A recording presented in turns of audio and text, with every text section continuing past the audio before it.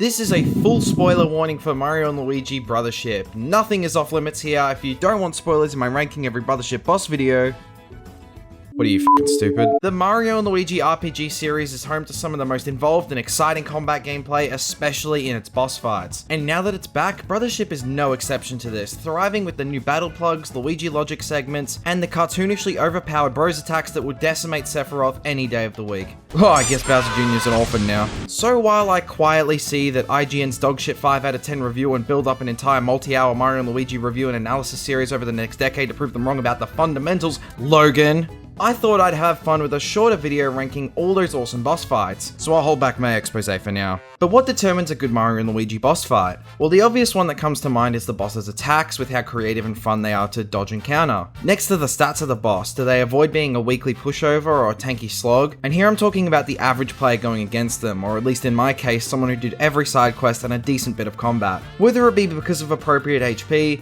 power, defense, or level in general, it has to consistently entertain and feel like an actual fight to the death against a competent opponent with strength to back up its style. You also have to consider what this fight's trying to accomplish from a storytelling perspective. What's the boss's motivation to fight? What's the personality that drives that motivation? Does their design reflect this? And from the player's perspective, is it fun for us to fight the boss in return? Or do we only have shells the entire time with no battle plugs? And this one is unique to Brothership, but how good is the Luigi logic segment, if there is one? These sequences involve Luigi's unique brand of logic kicking into gear to expose a critical spot for the boss, a turning point in the fight almost, so is it fun to do so? And lastly, does the boss have any cool, unique mechanics that add to the fight? In last place at number 16 is 10, that's his name, not the number. The characters X, 10, and Shun from the extension core serve under Zocket, the main antagonist, and have a proper fight together later, but this one is just 10, who for whatever reason is the only member of the core you fight alone. He himself has only 2 unique attacks and mainly relies on Snap Tors, a basic enemy. While they do their regular moves and attacks, they can also now throw a log. 10 has less HP at 712 than the boss before him, Goblik, at 900. The problem with that is that you're stronger now than you were before, so I don't know what the point of this fight even is. We're also still restricted to only shell attacks as you are in the previous Goblik fight, and haven't unlocked battle plugs yet either. I killed him with 4 shell attacks. And I don't really care about 10's character as a henchman to Zocket, but we'll get more into that later on the list. And hey, I see you in the comments there, don't you try and tell me that I forgot 10's second fight, it's just a tutorial for battle plugs immediately after the first one, and he flees after 2 attacks. Sorry to all 10 Fight 2 fans, but it does not count. If it did, it's dead last at 17th anyway, so f*** you. At number 15 is Gloam Pipe Gunk, in second last. Okay, hear me out on this one. I'm annoyed that I have to talk about the Gloam variant of this boss so low on the list, way before its original version, but this version of the boss gains barely anything unique from being a Gloam variant. At level 43, you might have 1 or 2 more bros attacks or power taps than the first time you fight regular Pipe Gunk, but who cares? It's just a rehash that's slightly harder because he does more damage, counterattacks, heals more, and can gloam the brothers, an effect that, while cool and related to the game's story and themes of bonds, disabling combo attacks between the brothers, is not unique to this boss whatsoever. It's basically just bigger numbers, so ultimately useless repetition. And what brings it down a lot is that when you're given the side quest, you should be well and truly strong enough to take it on without any real problems at all. Plus, you already know every single one of its attacks, having not fought it long ago. I'll get into its proper mechanics later, but just know this variant is an optional rehash that adds nothing new with no stakes. Gloam Garumbler you'd think would do a better job of this, you know, fighting him so much later than the original version, the first boss of the game, seeing how far you've come. But I've come so far that his whole fight gimmick doesn't even work anymore. Yeah, cover your head for this one, mate, that'll save you. Fighting this guy as the second last boss of the game is a massive waste of time. He has no new moves, but it is required for the story and to give him a bond with his family for Connie's bonding can, so he gets a slight edge on Pipe Gunk, who basically adds nothing to the game. Next up we have the most unique boss yet, the Great Conductor. This is the weirdest and hardest to rank boss in the game, one of the few but somehow not the only fight that ends not by bringing the boss's health to 0. After Gloam Bowser is defeated and the bros narrowly escape Zocket's fortress, Mario and Luigi are brought back to the very first island of the game, united this time and meet the Great Conductor, the one who brought them to, and the guardian of, Concordia, hiding away to avoid being targeted. So he wants to test the strength of the bros' bond, a bond that needs to withstand anything that could break it. So this is a unique fight where battle plugs are banned and you have to identify the correct brother out of some clones based on their animations, free them, and then show off 4 excellent bros attacks. He might sit on you, but that's about it. It's a cool moment to prove the bond of the brothers to progress the story, but it's not a boss that's too difficult at all, if you even consider it a boss. Goblik is the first main boss of the game, and the first way you can use bros attacks against it. They're just shells though, so it gets very repetitive kicking them around. The Luigi logic segment is okay, you chuck Goblik into a whirlwind, but it's just one button input. His attacks are alright, they fit his theming of a vine monster, burrowing underground and spinning you around to inflict a dizzy debuff, but that's about all he is, a distraction from the extension core, and a kind of generic one at that. Gloam Goblik is probably the first actually challenging boss on the list, but it still doesn't rank too highly against its original. However, unlike the other Gloam variants so far, this one returning feels like it has much more value, and that's because you can unlock the side quests for this guy at a level far lower than Gloam Goblik itself. So the fight can be a great challenge if you want it to be, which I appreciate, alongside having more attacks to use at this point, more than the original at least. Grumbler is a solid mid-boss of the game as an amped up guard arm, testing the basics of jump and hammer attacks you've learnt till now as he alternates blocking either attack. So despite having no bros attacks or battle plugs, at least it uses your basic attacks interestingly. This fight is also a welcome introduction to Luigi logic and bosses, playing fetch with a giant rock to hit at him. He has more personality than the 3 first monster bosses too, so he gets extra points for that. Another evolution on a basic enemy type, Mega Snaptor builds upon the Snaptors, capable of kidnapping the bros and switching targets last minute. But this Snaptor is mega. That means it has unique attacks of its own too, like sending out tornadoes to jump over that trigger the Luigi logic segments, where you time the spinning pipes to send a jet of water at the Snaptor, knocking him prone. Solid interactive Luigi logic bit, and although it is just a Snaptor, Snaptors are already pretty cool, and this one is mega. The extension core have the goofiest fight in the whole game, which made them impossible to rank. I think they settle above most of the average bosses for their unique premise, but fall short because I believe they're just kinda weak. Their attacks never really pose much of a threat, like is this guy ever going to hit me? The attacks themselves are quite unique and enjoyable however, and they bring out some unique battle plugs themselves, like shared health. Problem was I trounced them so hard I skipped one of them altogether that prevents you from using mushroom items. Maybe it was because I had the extra turn battle plug, wait a minute, but they should have accounted for players reasonably getting it and saving it for a boss fight. It's not very hard to get at all. And right when the fight was getting good with their invulnerability plug and you gotta survive for a bit, like my overstuffed power outlet, they just blow up. I'm gonna be killed in my sleep, this is next to my bed. It's a fight that's perfectly reflective of characters that had some cool potential but ultimately didn't amount to more than comedic relief, if that. Sharpcask is the second main boss of the game and also just a stupid monster, meaning like Goblik, he essentially has no personality other than attack, which pissed me off at first. However, he has more of a core identity than Goblik as he's a sentient barrel and themes his attack around that, spinning around wildly and trying to throw crates at you that you need to hit away while they're not directly above you, which I did flawlessly. It's already a pretty solid fight, but the Luigi logic brings it to another level of creativity, where you have to stack boxes on top of him to crush him, moving the conveyor belt to line him up with them. Not only is he crushed, but he's absolutely ragdolled off the fucking battlefield. Absolute cinema.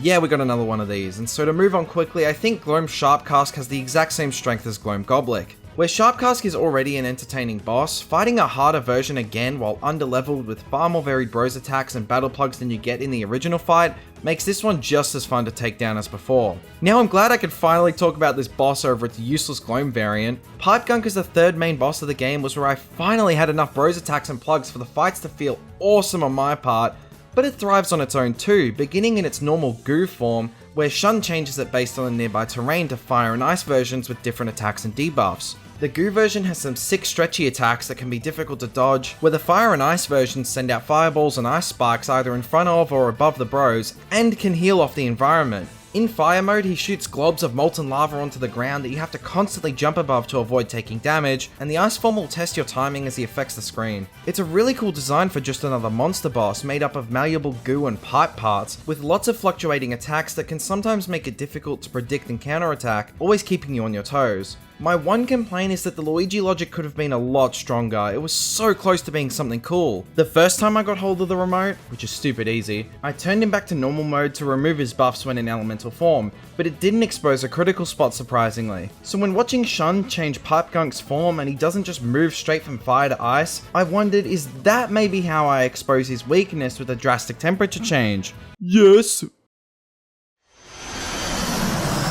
Yeah, he just tells you how to do it. Thanks for ruining it, Shun. Fucking stupid ass name, kid named Shun. At rank number 4 is the game's main antagonist, Zocket. Unfortunately, Zocket isn't that interesting of a character, just an actual character, Cosette, under the effects of total brainwashing, but at least it explains how they're able to harness the island's power as a turned botanist of Concordia. As a very soulless, overly analytical vessel carrying out the plans of the true villain, it was very tense trying to take this guy down before he unleashed whatever he was cooking in that damn egg back there. And this all of course means he's a very powerful boss, raining lightning and electricity balls down, swapping their positions to throw you off, throwing his wire cutters around, and once very powered up, slicing them all around the bros in an attack that was very difficult to dodge, but so satisfying to start to get. The attacks are very strong, inflicting gloam and trip debuffs constantly, and the boss benefited as I just fought the extension core and used up all my good plugs. Oh, and something that actually never happened to me is that if one of the bros ever ends a turn while gloamed,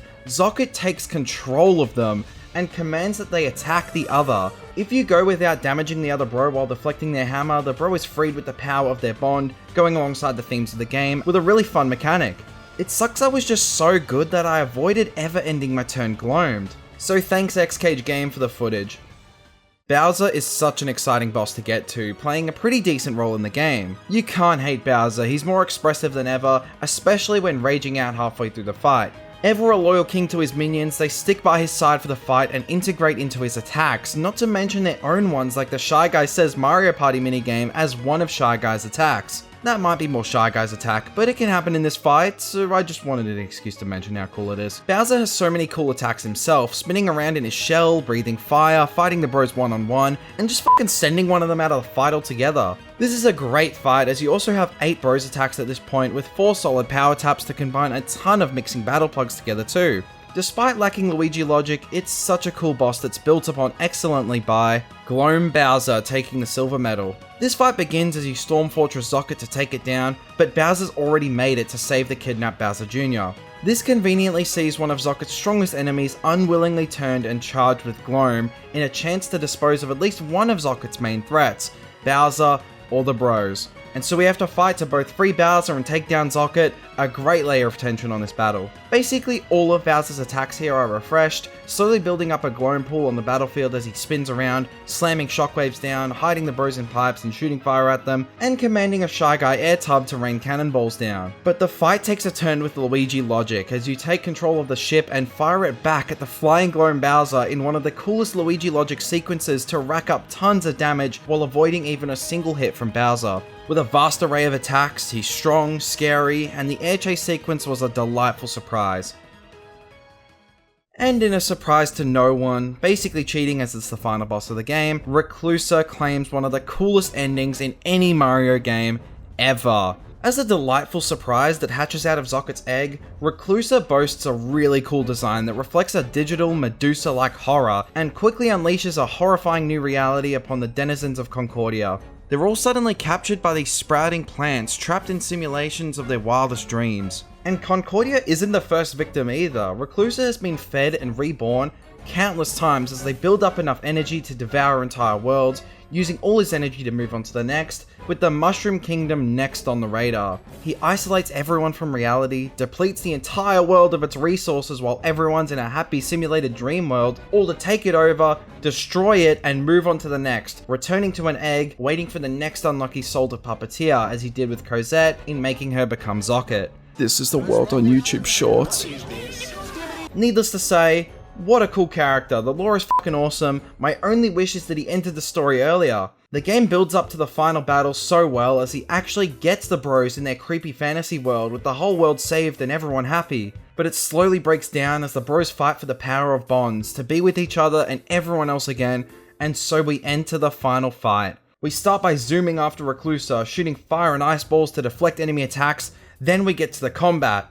I just one-shot it with a farting pig! Luckily, that was just phase 1, as Reclusa harnesses all his power to merge with the Solar Tree, taking his final form as Weeping Reclusa, a corrupted tree made of electrical cables. While it seems helpless for a while, with Reclusa attacking in this humongous form without being vulnerable himself, Luigi's genius saves the day as we decide to zoom into the tree and take on the Weeping Core. The Weeping Core is a really cool stage of the fight, with its own unique attacks pushing hard against the Bros' hammers that it sends them flying, and it has the ability to analyze and guard against Bros' attacks if you use them too much, so you have to vary them, an ultimate test of everything so far. Upon breaking Reclusa out of the core, the final fight begins. With plenty of deceitful, tech-based attacks, Reclusa is a strong foe, even knocking out a bro and needing the other to protect him from some insane attacks, especially while enraged in the final half of his health. It felt amazing to have the fight go this long and truly exhaust so many cool battle plug combos at our disposal, comboing health items together like crazy, dealing maximum damage with repeating bros attacks, harnessing an insane degree of power, spitting Reclusa into a fire ice whirlwind, or shooting to space with the farting conductor pig. The fantastic character, the massive threat, the build up in the story, the environment, tense music, the power at our hands, and the boss's constantly changing attacks and states to counter, all make for an amazing final boss at the end of a mind-blowing finale where we beat the ever-loving shit out of him. I think this guy's dead. Brothership might not have the most boss battles in the series, but it really does have some great ones. So thank you for watching to the end of the video. This is where I actually admit that 10-second fight is my real favorite and is the true #1. But don't think I've forgotten about IGN, the true villain of Mario and Luigi Brothership. I'm still coming for you, don't you worry.